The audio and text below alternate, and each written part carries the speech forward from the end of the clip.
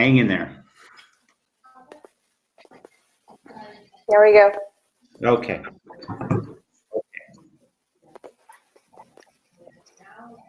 So this is the Global Specialty Lens Symposium follow-up webinar that we scheduled a couple weeks ago. I want to thank everybody for joining in tonight.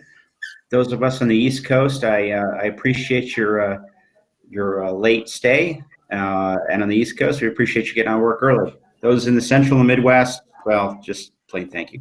But I'm Tom Schoen. I'm with Eaglet. I'm helping Arno Smith-Behrens run the U.S. North American business over here. With me is Kimberly Grisafi. Kimberly joined us in December. Kimberly is a specialty fitter that has been at Synergize for like the last 5 years. Kimberly, am I right? Almost 5. Almost 5, okay. Almost 5. And she has up Eaglet USA Professional Support. So when you buy an Eaglet, she's going to be huge to get you running in great shape. So installation, training, support, those kinds of things. She's an expert. With us also, special appearance is Jason Jedlicka, who I'm sure everybody knows is at the University of Indiana University, and he's head of the Cornea and Contact Lens Service. And last but not least is Karen Carrasquillo. She's with Boston Sight, and she's the Director of Clinical Care. So with that, let me go through the agenda. So what we're going to do tonight is I'm going to turn it over to Kimberly here another slide or two, and she's going to review the ESP technology, how profilometry works, how you can actually get a 20 millimeter diameter image of the eye in one shot. Then she's going to go over the specifics of taking an image, the best practices in taking an image. I'm going to be honest with you guys, taking the image is probably the most challenging thing with this device. So you might want to pay special attention there. And then go into using the software to reading an image, understanding the different ways that you can get data, the different images you can look at, tangential versus elevation, so on. After Kimberly's done, we're going to turn it over to Jason. He's going to go through his experiences with ESP. He's been working with ESP for probably now pushing 3 years, maybe over 3 years. Charlie and I, when we were at Alden and owned Alden, were working with Eaglet, and Jason was heading up the Zen Lens fitting algorithms on the ESP. And he's at the unit for pushing 4 years now. And then Karen's going to review her experience, relatively recent experience with Boston Sight Scleral, and the work that she's done there. Then I'll come back on stage and do a summary of benefits. And I put Q&A down there, but again, if you guys have any questions, just throw us a chat, and we'll stop and read it out loud to everybody and answer. Okay. So real quick, what are the real world benefits of the ESP? Well, you guys were at Global Specialty Lens Symposium, so you understand, I believe you understand the benefits of scleral topography. That was a big buzz at the GSLS this year. But frankly, when we're talking about the ESP, an investment of 10 minutes up front is going to lead to incredibly increased accuracy. So you can hit, we believe that you can easily hit 85% first six success rate. Now that may sound crazy. That may sound insane, but it was proven out in the UK with Brian Tompkins that he was hitting 85% first fit success rate. And I'm hearing that going from 3.5 lenses per eye to 1.5 lenses per eye is a good thing. So you guys jump in. You're going to decrease your reliance on a very limited, for obvious reasons, limited diagnostic lenses. 24 lenses, and you got to figure out what's the best fit and deal with differences in sagittal height that you might not like, and blah, blah, blah. You're going to save office time. Going back to the first bullet point, again, 3 to 4 times savings in office time. You're going to save lens remakes, and you're going to save your patient's time. So you can talk to any of the current users we have, and they'll tell you what the reality is. But I think they'll all say that this thing has stepped up their game quite a bit. On the technical side, Kimberly's going to review the one shot and done issue, and that is our benefit. We're not stitching 3 images, so you get one shot and you're done. Now, she'll also go through, I believe, the Smart Merge feature. If you happen to have, normally we encourage people to take 2 or 3 images of the full eye, before they move on. And if you find that you've got a little data hole in one and not in another, you can merge those images together to have a consolidated image. That's fantastic. The second benefit, I believe, with the eye surface profiler is that Eaglet is lab agnostic or lab neutral. So by that I mean that we don't worry about who's making the lenses as long as they're making good lenses. We're not trying to push a given lab down people's throats if they're going to fit sclerals.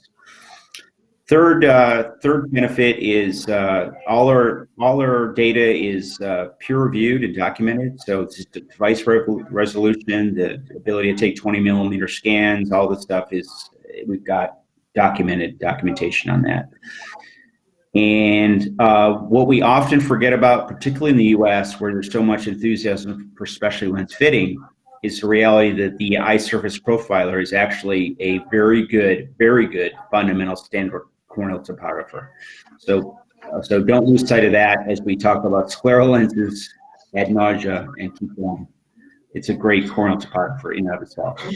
So with that, I'm going to turn this over to Kimberly Grisafi, and she's going to walk you through some of the technical side of this thing. Okay. Okay, so I'm going to get ready to share my screen here. And let's see.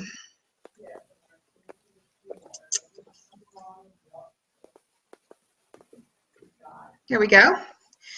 Okay, so what we're all calling scleral topography is profilometry.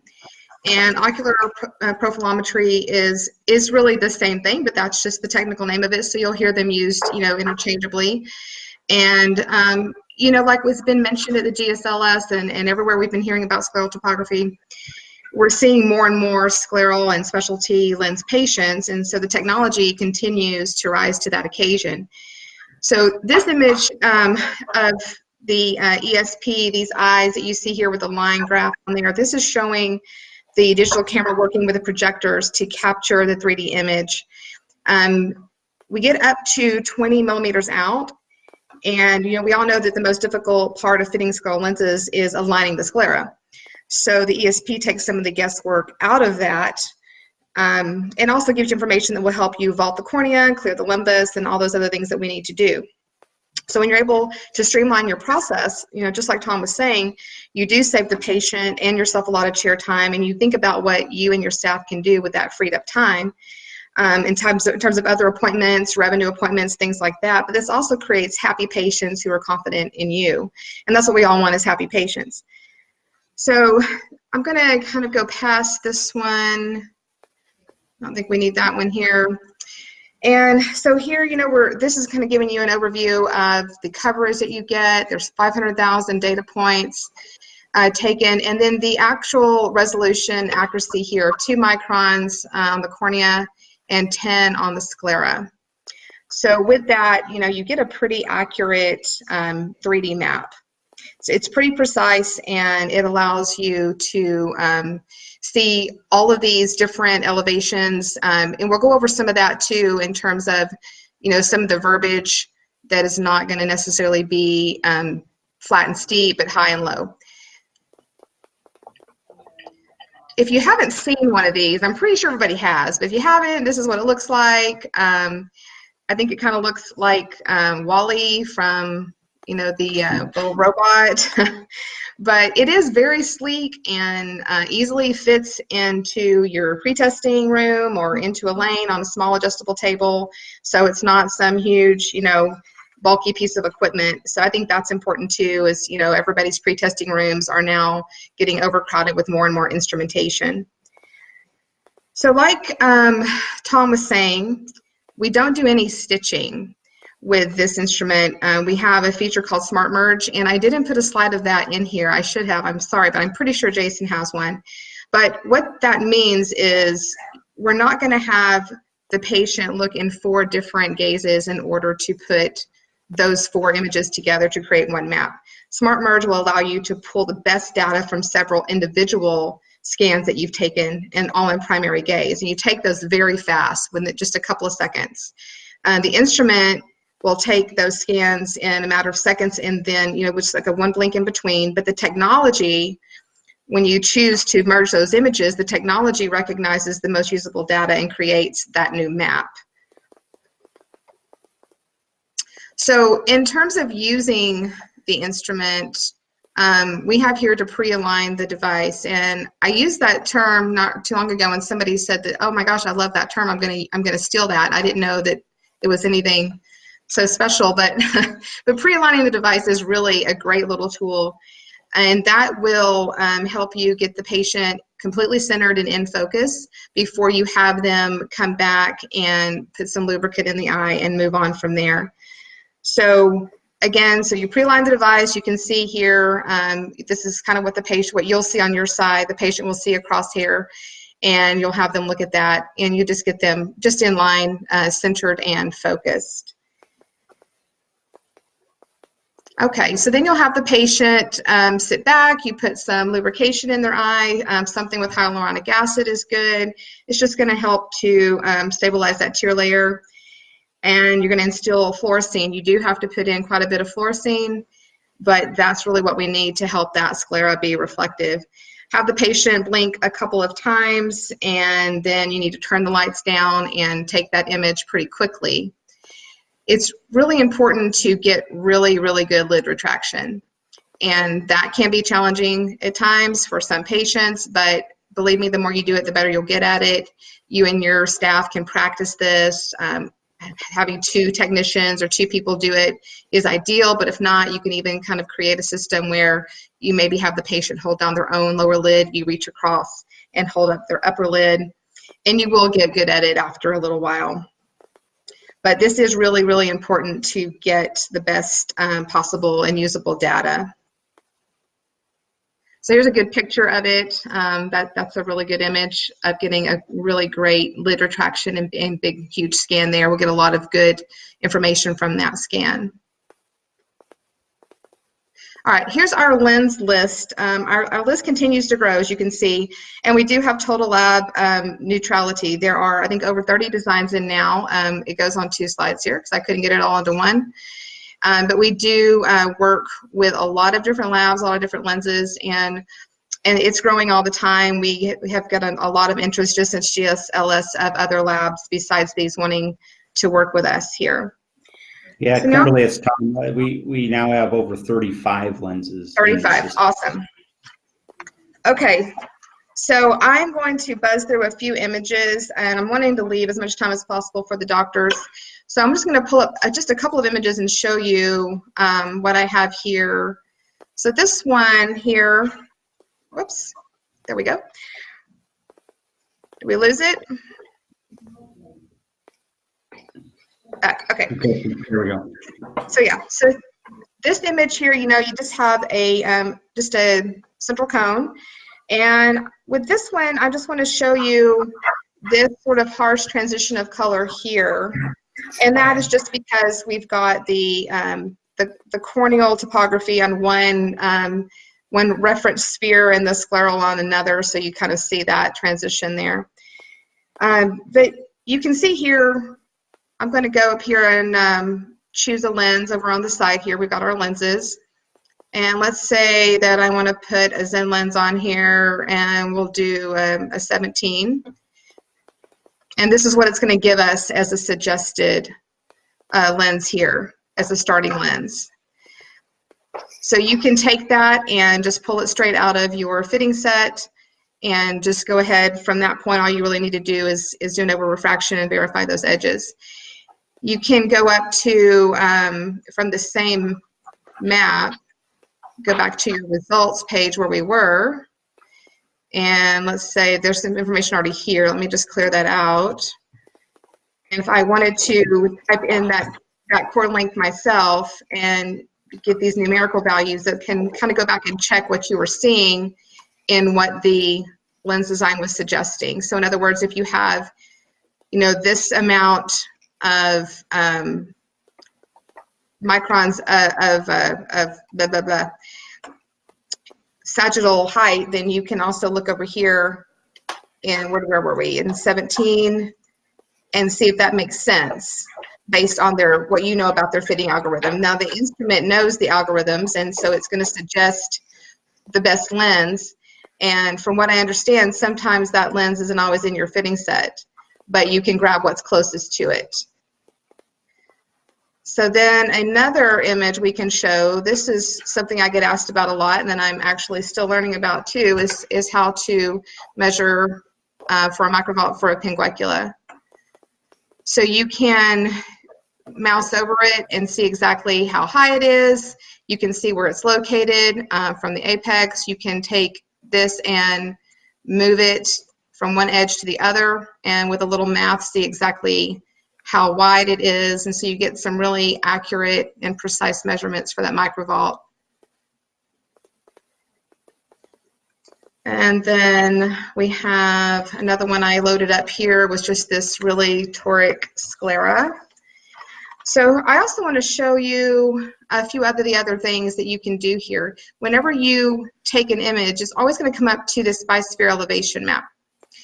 But you can change that and do some pretty cool things in here. You can show in 3D here. This is really neat to show patients. I love showing people this kind of an image, because they can actually then see what's going on with their eye, why they are not just getting fit in a daily lens like all their friends. They can really see the shape of their eye and what's going on. And you can apply this to show the eye through there, which is cool too. You can come down to a quad map. And like Tom was saying, this is a very usable corneal topographer. You can see that you have a lot of things you can do here. You've got some SimKs and things over here. You see when I mouse over these, it actually shows you the toricity on the eye. Back at this Visor Elevation Map, just clicking on that again. Over here, if you can see my mouse, we've got some measurements here that are going to be useful for you. If you're working with a lens design that happens to not be in here, you can see you still have all the information you need to, design a lens, send it to your lab, and give them the information they need to design that lens for you. We have some controls down here that will allow you to show the eye there, and you can, oops, let me leave that. Here's your HVID. You can put in your pupil size. There's a really great grid here for some corneal stuff. So there's so much you can do with this. I heard someone say at the GSLS that there's so much you can do that you probably won't even use it all unless you're doing research. But there's a lot of things here that I am still learning myself. But I think that the more that I use it, just like you, the more you use it, the more you'll learn. But some of these things are just intuitive to us to look for, like SimKs, even though we're not really using the SimKs we're using, it's all on sagittal height. So these SimKs are important for some people just to see and know they're there, but they are being, translated from SAG. So does anybody have any questions? I'm going to click back over so I can see if there's any questions in the box. Kim, don't click over just yet. I've got a question. I'd love it if you went through some of the data on the left side of the screen. You can choose cord length, and you get the sag, the maximum sag, min sag, and so on and so forth. And then walk everybody through maybe an easy fit or a Boston scleral. Sorry, Karen. I don't have that in my software yet. So that's why I went to Zen. All right. Yeah. So, but yeah. So you could take this. What I would do is I would look at my results page here. If let's say I didn't have this showing, I would just look at my results page and see that my HVID is 12. I see that I have a toric sclera, and that kind of helps me determine what kind of design I want to put on the lens this patient. Or if they come in already wearing a specific one, you know what you want to put on them. You can also choose based on that. But if I saw this and said, okay, I'm going to put a specific lens on based on these numbers, then I can come over here and choose that lens. I'm just going to go ahead and choose this and let it give me a number. or a lens to put on. Let's give it a second. There we go. So again, here you've got a lens you can go and pull from your fitting set and then just do an over refraction and check your edges. When you hit this button here, it just kind of comes up with a curve here for you. It takes just a second. There we go. The button up there for results, if you want to do some calculations of your own, again, if you are using a design that's not in here, this is what you would want to do. The information you want to provide to your lab with like your average sag here and your min and your max to kind of see how much toricity is there, if it makes sense to put a toric periphery on.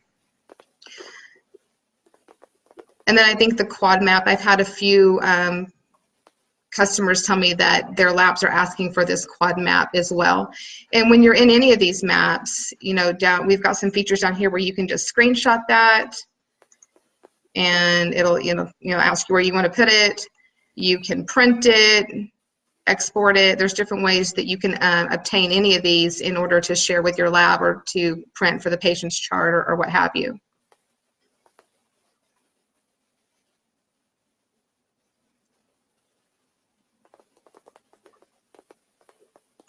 Anything else, Tom?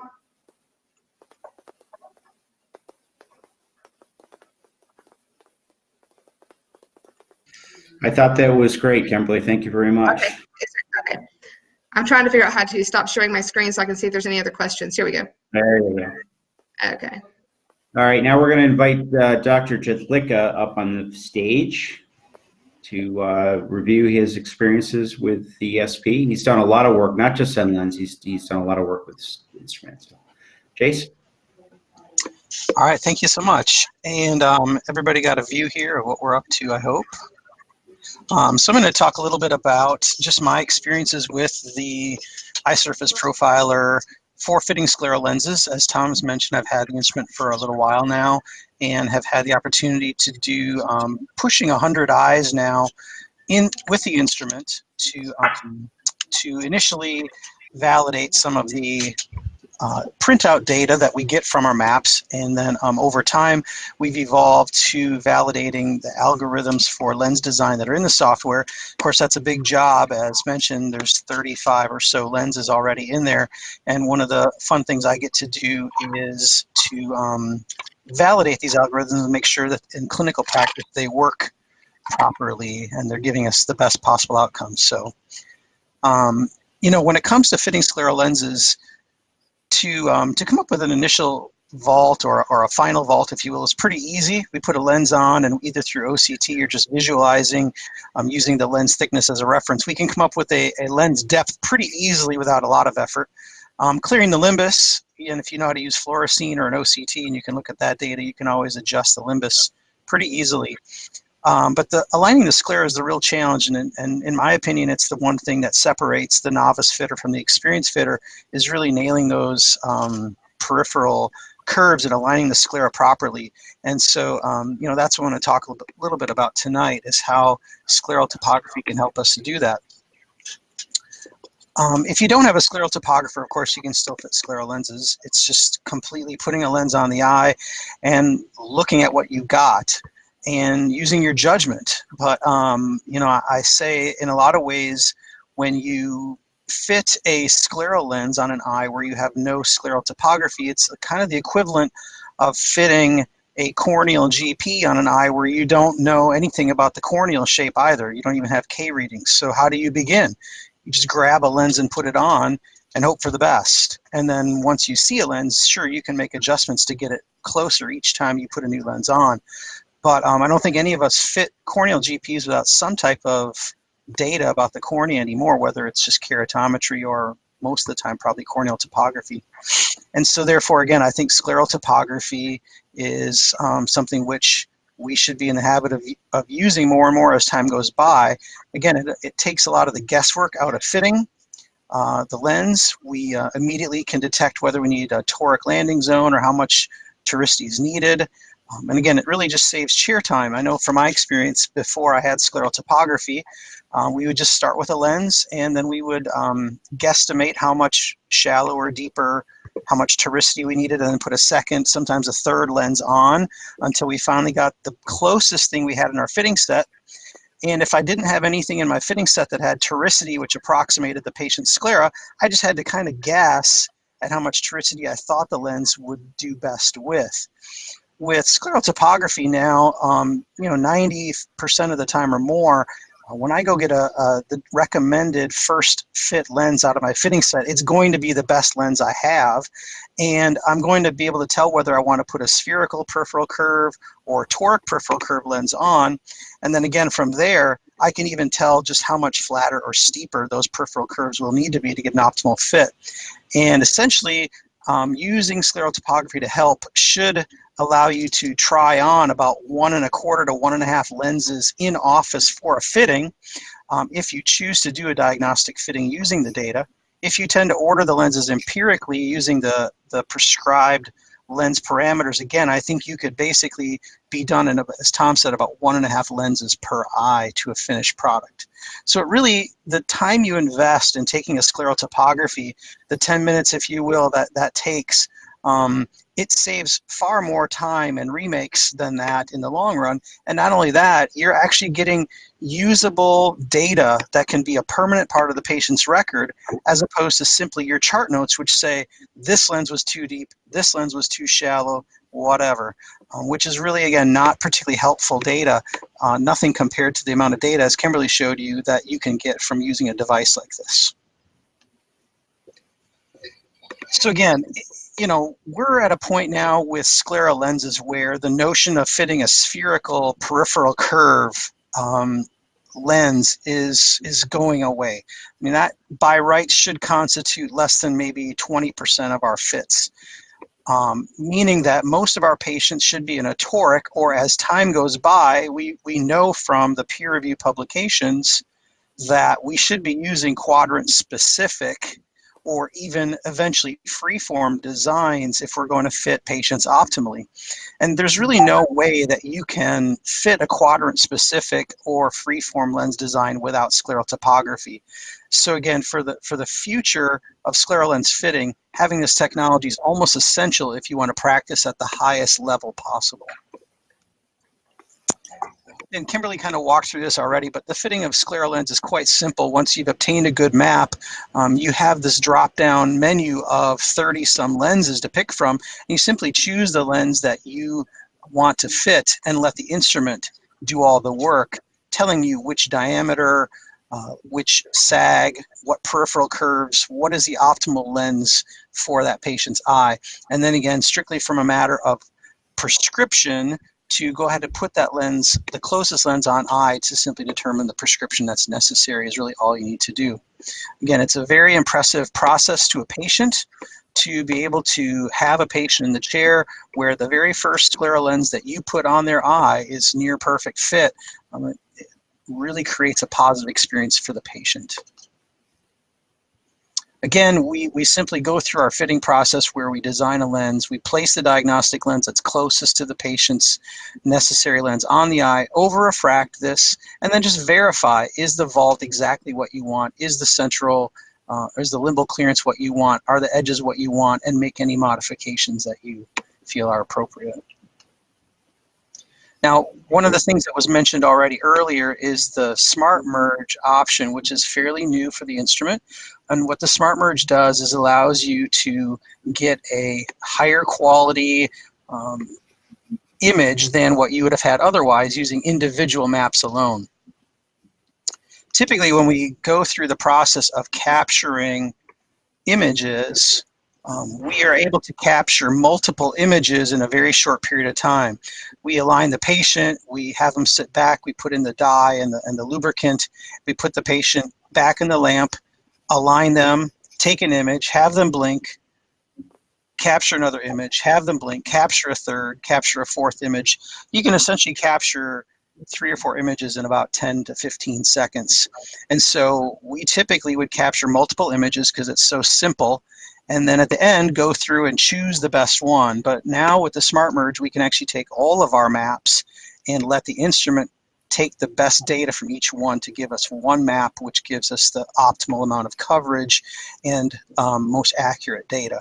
And this is then going to help us get a more accurate lens design as well.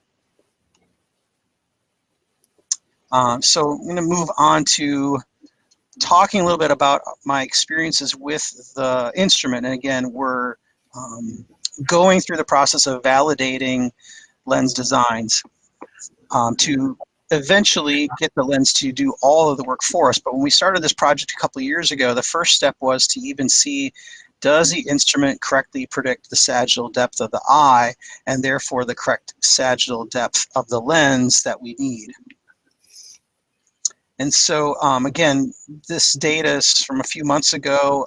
We're up over approximating 100 eyes that we've done. And what we've done is, again, take the image, have the instrument predict or recommend the best possible lens for the patient, go ahead and get the diagnostic lens that it recommends, wait 10 minutes, and then measure central clearance with an OCT. When we did that on our database of patients right now, we're getting an average vault per lens at 10 minutes of about 221 microns.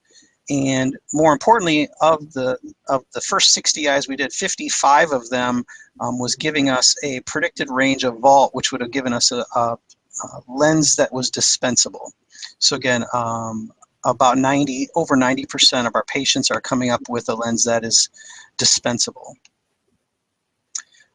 We went back then and added, using HVID measurements to calculate the proper lens diameter, given the choice of one lens diameter or another or multiple diameters following the fitting recommendations. And again, in those cases, we found that 58 out of 60 eyes, the instrument predicted or recommended the lens that we would have recommended if we had fit them without the data. More recently, we've gone to having the instrument choose the peripheral curves and ordering lenses empirically to validate that. And so one of the things that we found was that, in keeping with most of the data out there, that the instrument only found spherical peripheral curves are recommended in 3 out of 14 eyes. It found toricity that needed to be corrected with a toric peripheral curve in 11 out of 14, which again is pretty consistent with best practices now. In every case that we found, even when we went back and adjusted peripheral curves to try to optimize the fit, we never found that the instrument recommended a toric where we should have had a sphere or vice versa. Again, the adjustments that were made were always small adjustments. Typically 30 to 60 micron adjustments to the edge was all that was needed in all of these eyes where we did end up making adjustments. So of the first 16 eyes that we relied completely on the eye surface profiler for the full lens design. And what I mean by that is we allowed the lens to choose the diameter, sag, and peripheral curves completely, and all we did was calculate the prescription. All 16 eyes were fitted with lenses that were completely dispensable. What I mean by that is they had a sagittal, or they had a vault which was greater than 150 microns, so there was no concern about the lens settling and touching the cornea, and the vault wasn't so excessive that we ran into issues with ocular health. Of those patients, 4 of the 16 eyes, the patients had a lens awareness that would have probably left them in a situation where they did not want to take that initial pair of lenses home. In those cases, we were able to modify the peripheral curves and create a fully dispensable lens with one remake. I just want to go through again kind of our data on those first 16 eyes. You can see here that for right eyes, the eye surface profiler recommended an average sag of about 4212. The final actual lenses averaged 4277 of what was eventually dispensed and worn. The eye surface profiler recommended peripheral curves of 1 step steep by 4 flat. We ended up with a final average of 2 steep by 2 flat. You can see similar data on the left eye.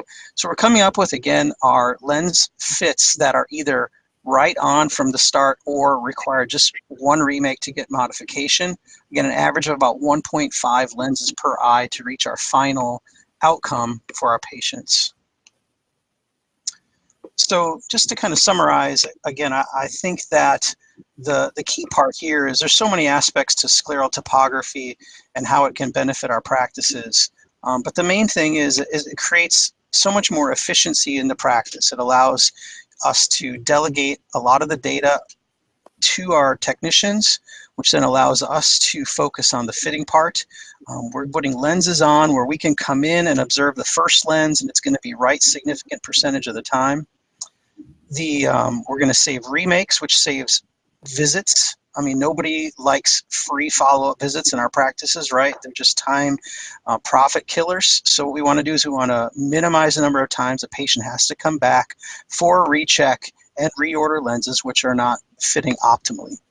The Smart Merge option for these maps is really improving our data and getting it to be more accurate. So that's a wonderful addition. The lens design options are growing. And again, as we go forward, what we're finding is that we're validating these algorithms and they're improving all the time. So just even in the last set of data where 4 out of 16 eyes required some modification to peripheral curves, those algorithms will be updated as we obtain more and more data, and those adjustments will be made within the software to continue to get better and better outcomes so that we can get that number as pushing as close as we can to 100% of first lens fit success. So again, that's my experience with the eye surface profiler over the last couple of years. And again, it continues to grow in what it can do for us in our practice. Jason, thank you very much. Well put.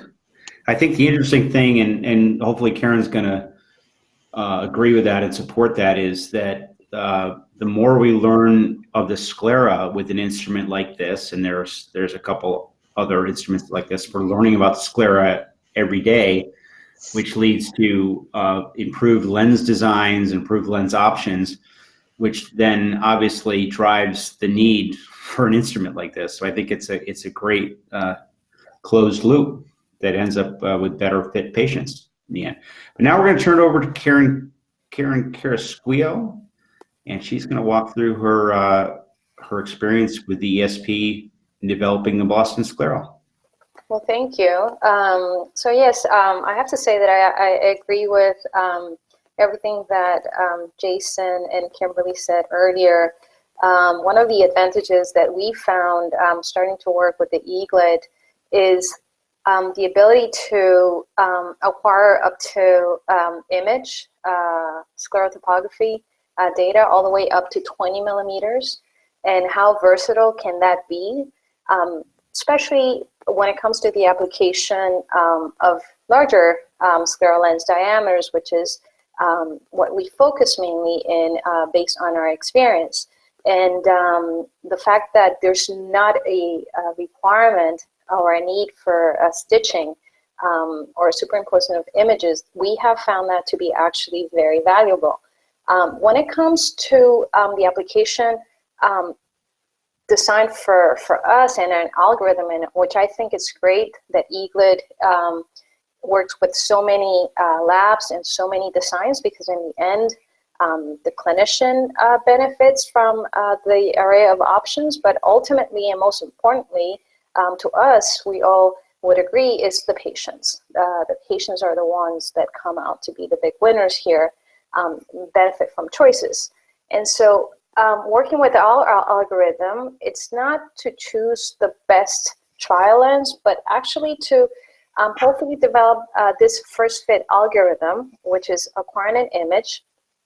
And then from there, you can go down below, and then where Kimberly and Jason showed the menu where you can choose the lens. In this case, we're working with our algorithm, Boston Sights, and you can actually, from that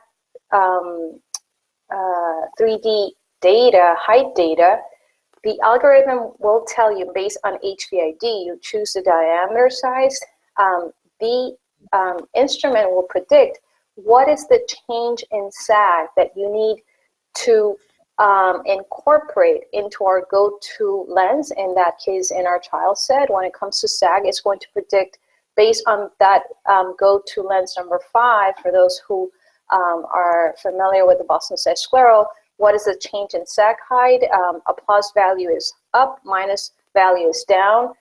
It will predict what is the base curve value to choose, and that controls the peripheral clearance of that lens design. It doesn't control the sag height.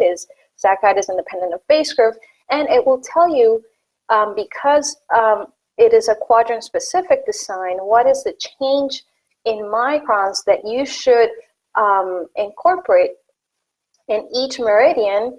And with the refraction data that you put from putting that lens number 5 in the eye, you just send that to place that order, send that to the lab, and cut the lens. So that's what we were wondering what we could do. And basically in the next various minutes, 10 minutes or so, I'm just going to share with you some clinical cases of this first fit algorithm in collaboration with Eaglet Eye. So the first case. Karen, it's Tom. I've taken over your screen. For some reason we were having a flipping image. It was pretty annoying for me, so I assume everybody else. I don't know what's going on, but I've brought your presentation up on my computer. It looks like it's more smooth. So let me know what slide you want to jump to. Okay, so which one do you have right now, Tom?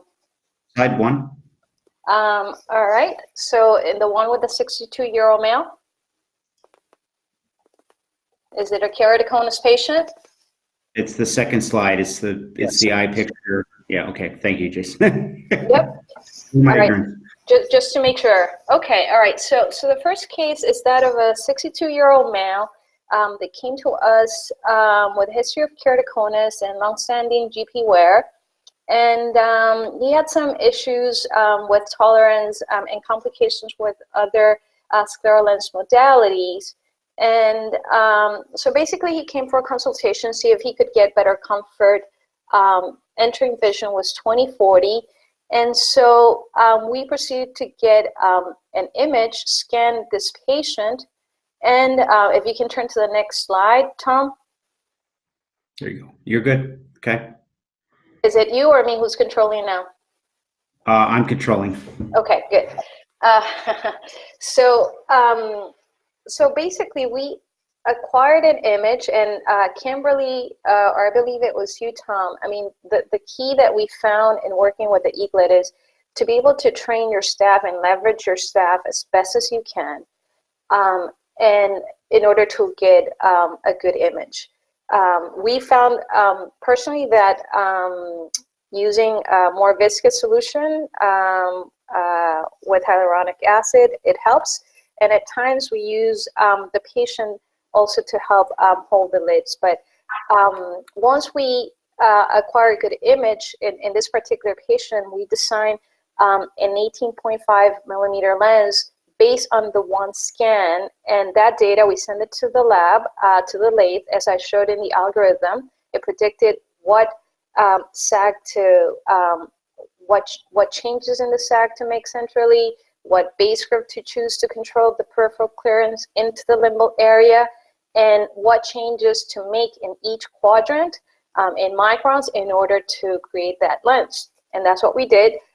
We were able to improve the vision in this particular case from 2040 to 2025. We obtained full clearance, limbus to limbus. The patient was comfortable. There was no signs of compression or staining after lens wear, and we dispensed the lens and saw this patient for follow-up, and the patient is able to wear it for 12 hours a day, and that was the first lens. If we can go to the next slide. I'm on slide 4 with the image of the lens on the eye. Do you want me on slide 5?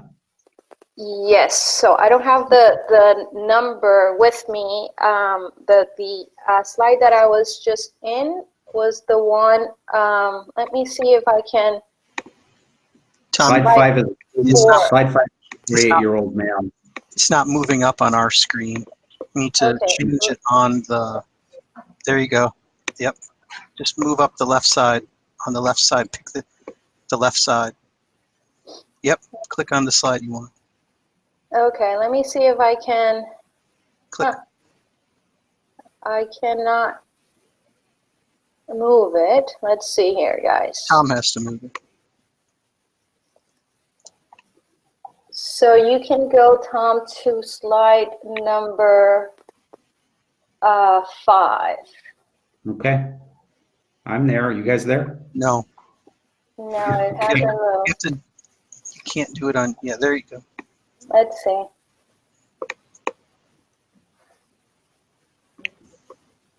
So you let me know when it's up. All right. Can you see Audience. my screen? Yeah, it's coming up. Coming up.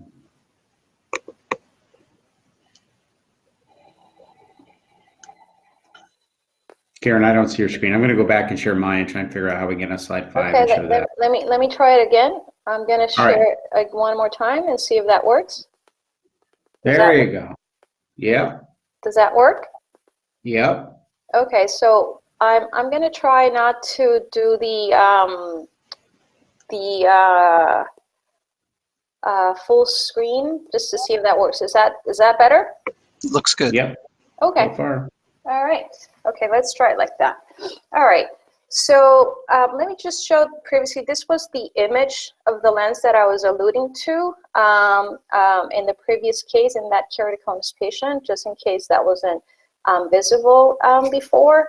And so now we have another case, in this case, another male, 33-year-old, history of PRK, and came to see us wearing scleral lenses, and he was actually pretty comfortable. But as we know with PRK, oftentimes it's not about how much these patients see or post LASIK. It's not how much they see, but how well they see and the quality of the vision. And even though we sometimes measure a 20/25 or a 20/20, some of these patients are impacted by high order aberrations or sequela of especially at night, right? So we're all familiar with these, some of these cases, and this was one of those cases where the patient was just looking for an option to improve the vision, and we can apply front surface eccentricity and try to mitigate some of these sequela. And so we saw the patient for a consultation. The patient liked the vision that he was getting. He understood that the vision was improved, especially in that right eye, which was he was complaining, and we proceeded to fit the patient in the right eye. We obtained an Eaglet image. Actually, in the left eye, we proceeded to fit him with, the left eye was the most significant for visual complaints, I'm sorry. And so this image of the lens is actually a lens that was made by the scan that we obtained and by the predictive algorithm of the Eaglet eye. Again, we got predicted of what to change in each meridian, what to order, what to change in the sag, and what to control in that peripheral cornea into the limbal region. We send that data to the lab, cut the lens, and this is it. This is a superimposition of the images, so you cannot see the full lens in all quadrants, but you can get a pretty good idea that the lens is actually well aligned. You can see the vessels run through. There's no compression of the vessels, and the patient was actually very comfortable. This next case is of a dry eye patient. One of the things that we were wondering about personally is, how effective would this be in dry eye patients with the tear film? But again, if you have your technicians and they become good at this, and the more you do it, the better you as a clinician will become, and the technicians as well, and they're able to apply that fluorescein strip, really concentrate one drop of a viscous artificial tear in a small piece of fluorescein, so that you can concentrate a lot of fluorescein and you acquire that image quite quickly. We have found actually success in the dry eye, to the severe dry eye patient population as well. This case was a 45-year-old female with history of dry eye that we proceeded to fit with scleral lenses to improve comfort and symptoms of dry eye in general. And we actually proceeded to fit this patient, again, with a first fit algorithm with the predictive data from Eaglet's algorithm with an 18.5 in order to allow for good coverage into the conjunctival region, because there was significant conjunctival desiccation as well. And this is the image of that right eye and right lens. It's an 18.5. And that's the great thing that we found with this. A lot of practitioners or clinicians sometimes can be somewhat intimidated about this scleral shape, and the notion that the larger that you are, as far as scleral lens design, the more touristy the sclera is, and that would take you probably longer in order to get to that fitting endpoint. With the use of Eaglet, we're finding that the algorithm is actually so predictive that we're actually getting these lenses in the in the first shot as far as fit. Sometimes we have had to update one lens, but it hasn't been mainly for fit. It's mainly just for over refraction purposes, which is we find quite outstanding. So this is the right eye, an 18.5 millimeter. And this is the left eye. This is superimposition of the images. You can see it's actually well centered. You can see there's no compression, and you can see how the vessels run through, and the patient was actually quite comfortable. In this particular case, the patient was actually very compliant. And so we decided just to take one eye. We had already acquired those scans, and we said, let's just try the algorithm and cut an 18 millimeter. Let's just go smaller and see how the lens looks and how the patient feels, and let's just go larger, just from one scan, and just see what Eaglet would predict based on the choice of diameter.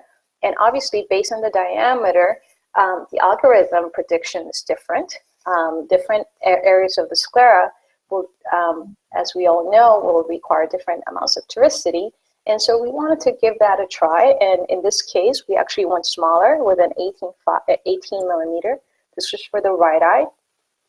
And we found striking results. It's actually well-centered. Again, you can see how the vessels run through. There's no compression. You don't see any signs of impingement either. It's actually well-aligned. And the patient was comfortable. So we also wanted to try that into the 19. So for this, I might need to go into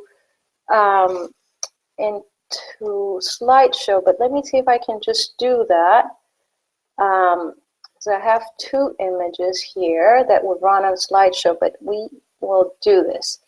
So we decided to do the same thing for the 19 for this dry eye patient. And again, it's a larger diameter, so the predictive algorithm would change as far as what the touricity needs are in each meridian. But again, the algorithm didn't fail. The algorithm worked beautifully. The patient said she couldn't even feel this 19 millimeter lens in her eye. And again, you can see how the vessels run through.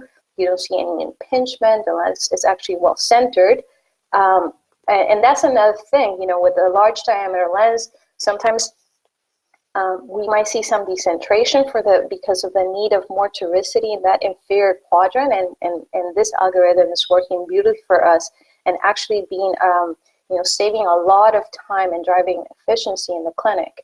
This is an image of an OCT over each quadrant in that eye that shows, the alignment of those edges and this very smooth landing. With this broad surface area. So, yeah, so with that, I just wanted to leave it at that, Tom et al. And just, this is some of the experience that we are having with the Eaglet. And, other than having fun, because we are, the most important thing is that, we're decreasing chair time for the patients.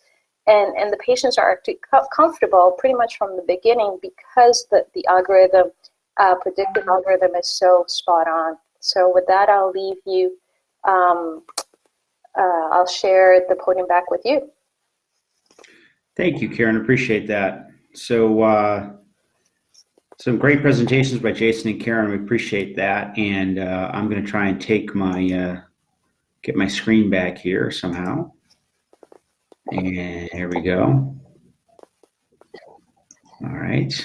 So I left off with an over to Kim, but I'm going to pick things back up. When we go to Q&A, I'm going to try something new over here. So I'm going to watch the chats. You can just send a chat and say, I have a question, just period. I have a question.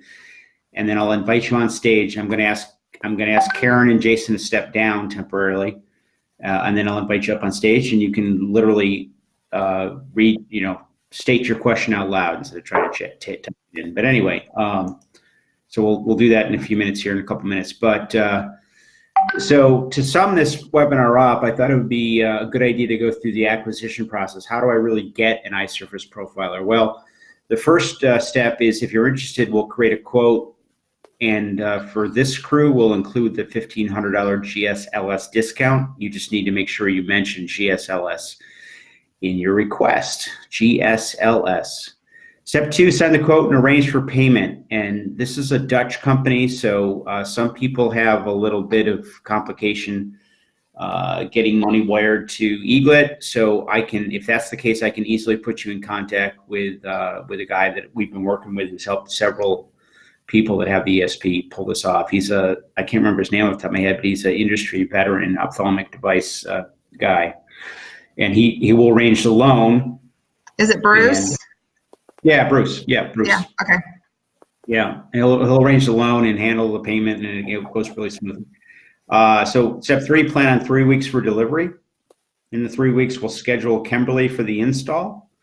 Over the course of 3 weeks, we'll figure out what the best date is for everybody. We want 4 hours dedicated to the installation. It's not dedicated to your time, but we want to be in the office for 4+ hours to set up the instrument, review image acquisition with your team. This would primarily, obviously, often be your techs. We spend 45 minutes, something like that, with the techs to make sure they're in good shape. We'll go over the software in detail. We'll go over, how you should interpret the image, where the data is, what's it really telling you, on and on and on.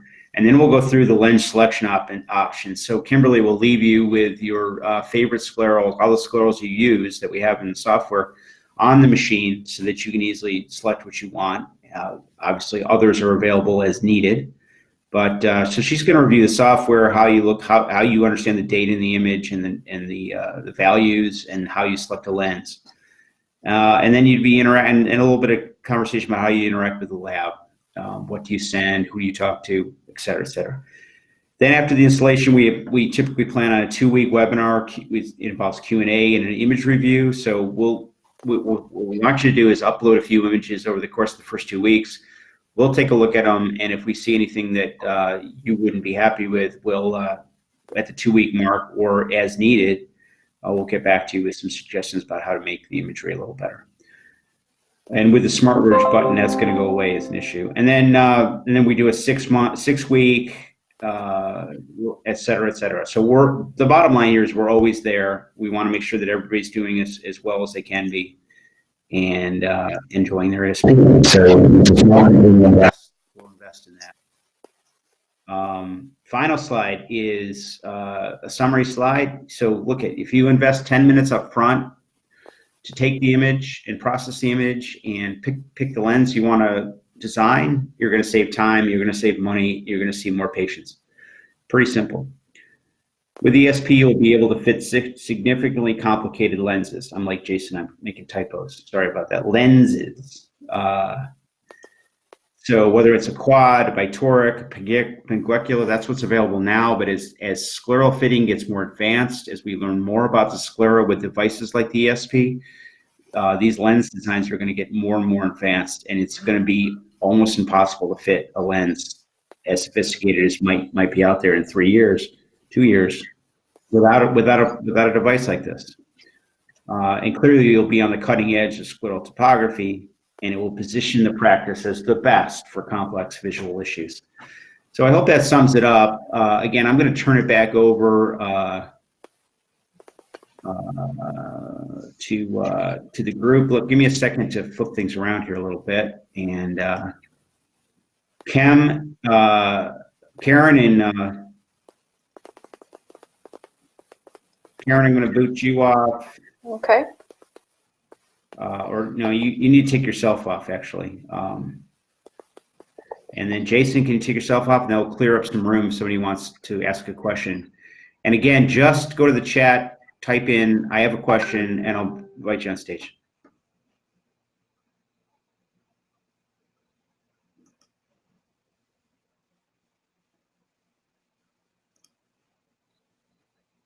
Just chat me a question, chat me the fact that you have a question, and I'll invite you on stage.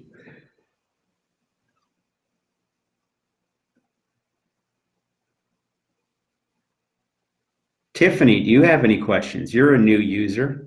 What, 2 weeks ago? 3 weeks ago?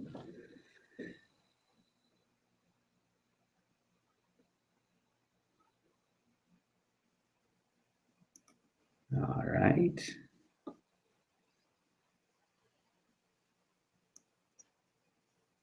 Craig Norman, you have got to have a question. You were the guru of specialty lenses. Come on. Throw one at us.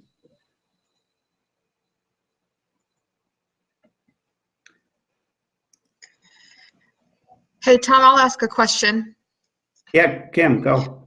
So this is something I ran into during one of my first installs. So it was a issue for me too. Is what do you do when this may be something that Jason wants to get back on for actually, or at least answer in the chat box. But what do you do when the algorithm suggests a lens that doesn't make sense to you with what you know clinically? Do you still grab that lens and put it on the eye?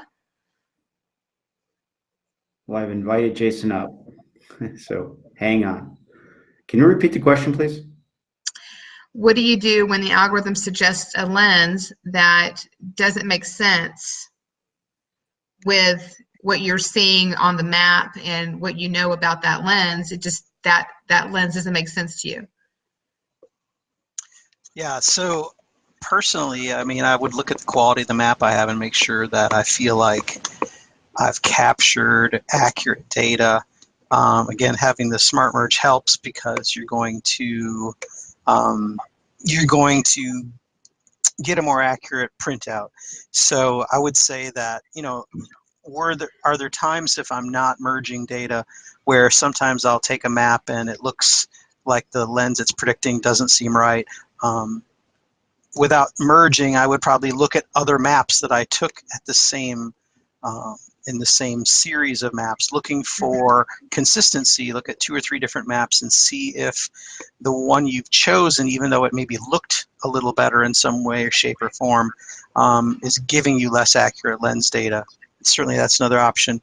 The other alternative is, again, if you get data, if it's giving you a lens that is predicted, and we just didn't find that happen very often, if really at all, I would just put it on and see what modifications I want to make. Okay. All right. Well, thank you. I've got a red button. So Art Wong says, is there a software installed on our computer, or does the topographer come with a dedicated one? Is there a table? So Art, I'm going to invite you on stage.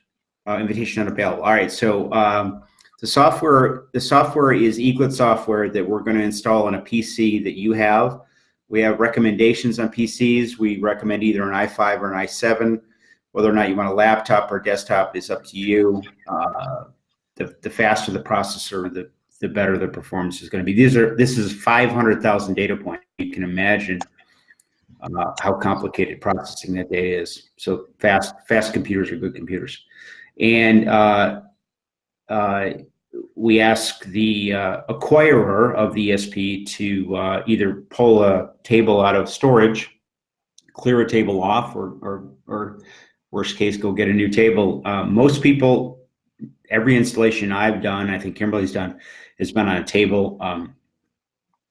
people often ask us about arms, and yeah, you can put it on an arm, but we've done tables and they work great. So more importantly than that question is the fact that we need a dark room.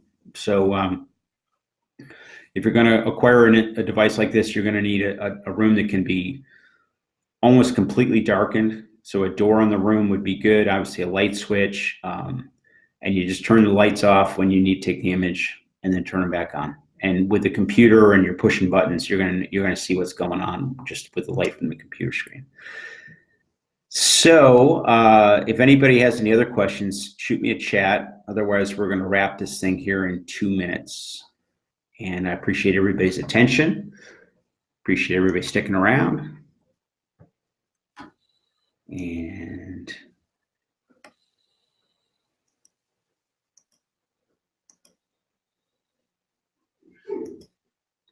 so a follow-up, if you remain interested in, you're going to get an email thanking you for being here and hopefully giving you a link to the video recording of the webinar. But feel free to give me or Kimberly an email if there's any specific questions you have. I'm tom.shone, tom.shone at eaglet-i.com. And Kimberly, can you give your email? Yeah, how long do you have? So just you see my name up there, Kimberly.Grisafi at eaglet-i.com. It's very long, so I'm not going to read it to you. Yeah, that's pretty straightforward.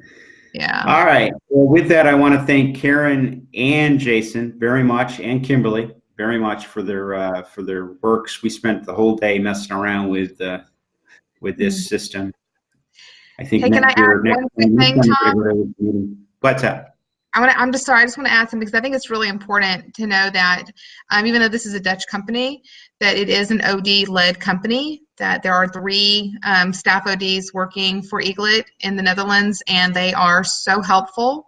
Anytime you're having any issue with understanding your maps or where to go with some troubleshooting or whatever, you always have your labs to turn to here, but they are also so helpful. And when we come and install, we do install a secure HIPAA-compliant upload link for you to send your images to to them, for them to help you with those things. So I think it's just really a huge plus that it is an OD-led company. All right, well, Dr. Andrzejewski's asked a question for you, Kimberly. What solution / artificial tear does, it's for Karen. What solution artificial tear does Karen use for instilling fluorescein? All right, Karen, I'm going to put you back up on stage here as soon as I find you. Kim, I don't know whether she's going to be able to pop up or not. Can you answer that question? Oh, there she is. There she is. So there she is. Go ahead. We have been getting pretty good outcomes with the blank eye drop.